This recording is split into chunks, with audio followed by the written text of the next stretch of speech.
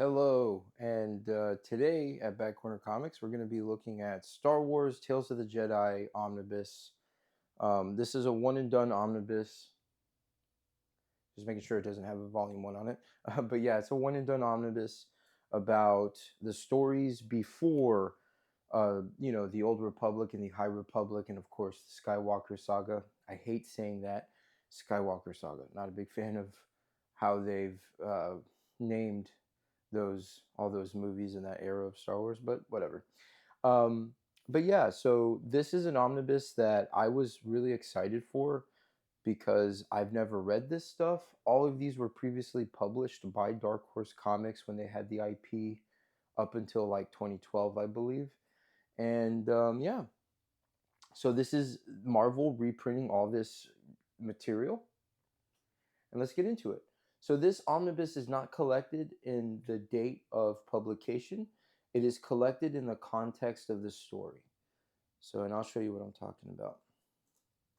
So the first series, which takes place before everything else in this omnibus, was first published in like 2011, 2012.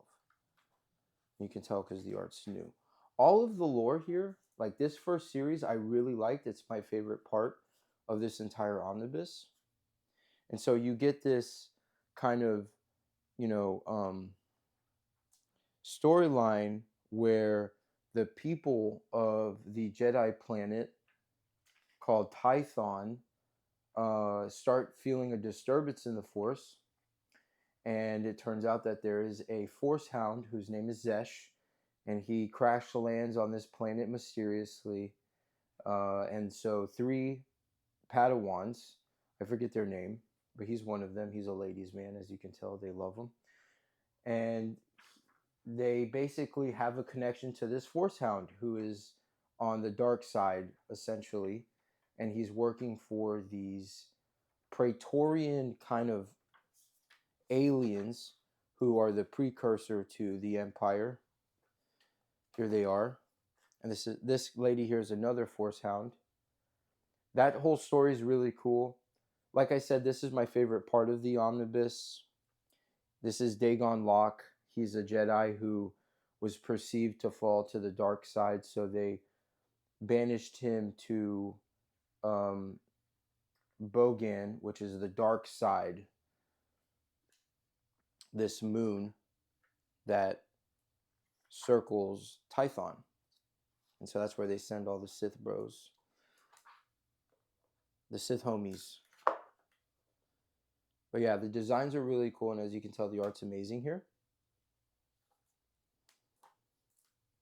This is where they get Kyber crystals. So before they meet Zesh, who is the Force Hound, right, who crash lands on Tython, they don't know what a lightsaber is. And here in this series, they call them Force Sabers because they can only be activated through the Force, which is really cool. Like I said, this is my favorite part of this omnibus, and it's the first 12 issues, which I think foreshadows my opinion of the rest of the volume. Or not the volume, but the omnibus. You get really cool monsters who, this series focuses a little bit more on the natural world, which is really cool, and how the natural world interacts with the Force.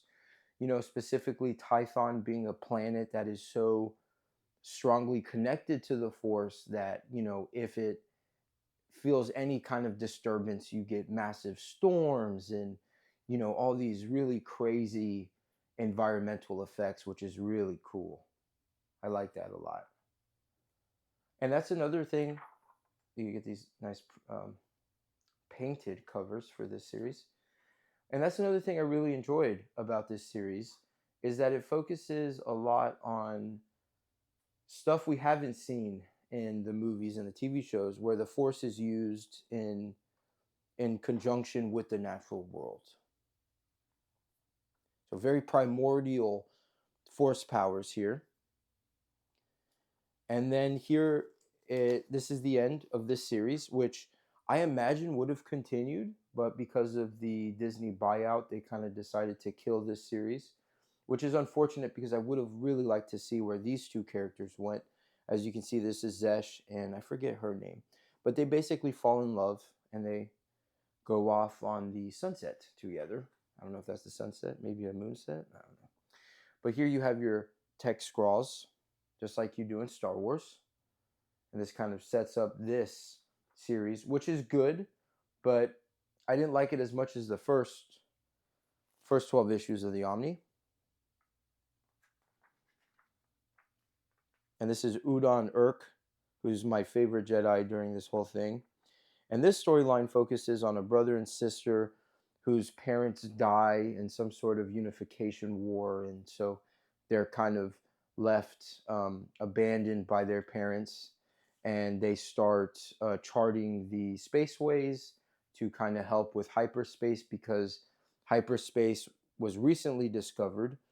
And I think the first issue, the first series within this Omni would have kind of explored a little bit more of that. But again, like I said, it was killed. So it didn't really have too much time to kind of go into that stuff.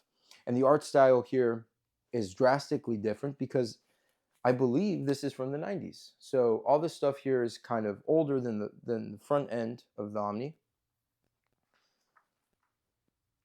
But yeah, so this brother and sister duo kind of go to navigate the spaceways and to chart the spaceways and then to sell said kind of roads, if you will, to the Space Guild. And they kind of, one thing leads to another, and they end up at the Sith Empire.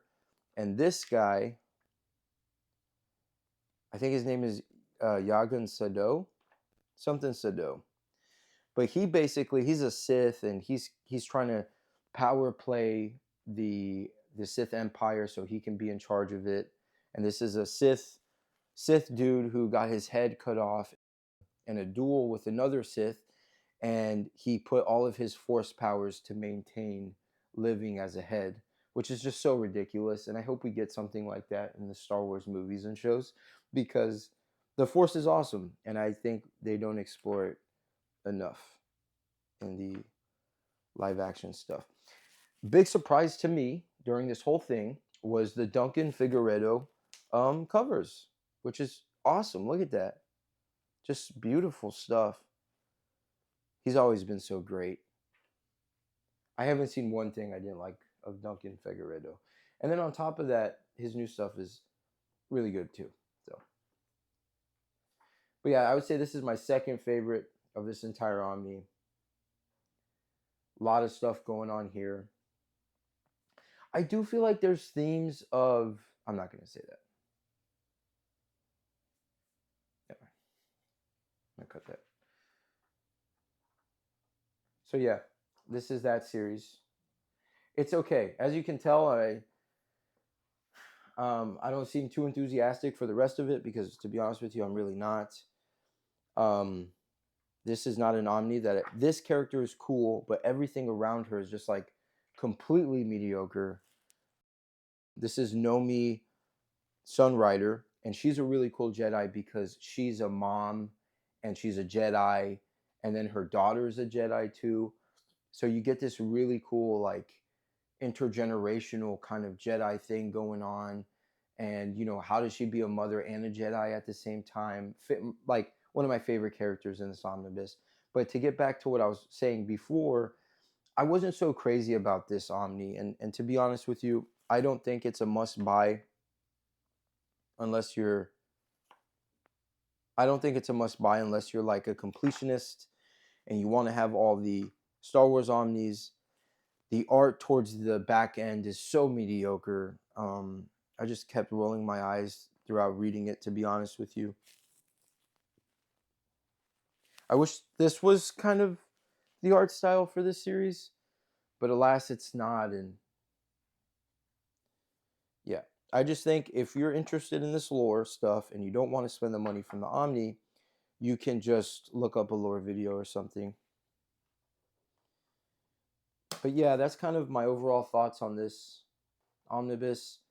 Doesn't feel like a must-have, a must-own.